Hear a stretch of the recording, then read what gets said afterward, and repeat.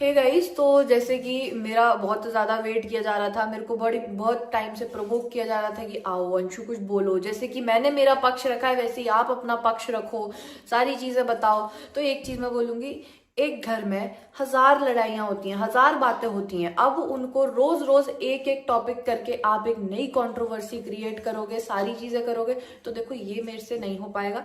मैं ऐसे रोज रोज हर एक चीज का क्लियर वेरिफिकेशन के लिए अंशु से पूछ लो, अंशु से पूछ लो, मैं ऐसे नहीं कर पाऊंगी। एक चीज मैं आपको क्लियरली बोल रही हूँ, आज कोई बात है तो उसको एक दिन करो, क्लियर कट बात करके खत्म करो। फिर ये ऐसा नहीं कि यार आधी आधी करके रोज के रोज करना है आपको, ये चीज मेरे से नहीं हो सकती है। मैं आपसे ये चीज बोल रही हूँ आज, और लास्ट टाइम मैं ये वीडियो बना रही हूँ अपना, उसके बाद मैं आपके लिए कभी कोई वीडियो नहीं बनाऊंगी, ठीक है।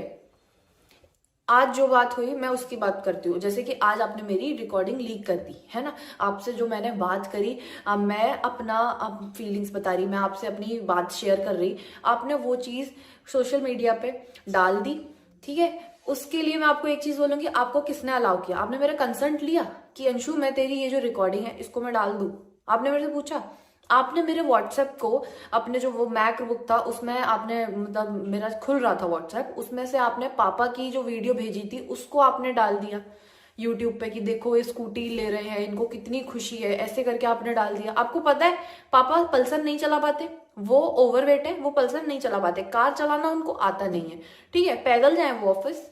एक चीज ये बता दो मेरे को आप, है ना। और पहली सबसे चीज यही बोलूंगी मैं आपको, परमिशन किसने दी कि आप ये सारी चीजें डाल दो? आपको मेरी प्राइवेसी मतलब थोड़ी सी तो रखनी चाहिए ना भाभी, मेरी नहीं सबकी।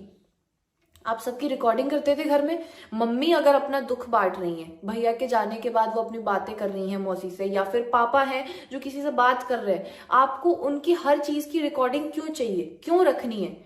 आप फिर ये कहती हो कि मेरी तो कोई बात ही नहीं मानेगा, मेरी कोई बात ही नहीं मानेगा अगर मैं रिकॉर्डिंग्स ना रखूं तो।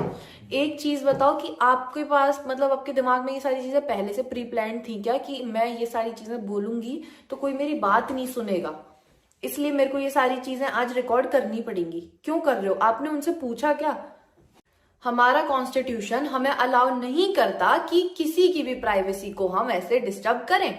क्या मैंने आपकी और आपकी मम्मी की कभी बातें रिकॉर्ड करी, या फिर आपकी आपके भैया की बातें कभी रिकॉर्ड करी? आपके फैमिली मेंबर्स से जिसकी बातें हो रही हैं उनकी कभी रिकॉर्ड करी?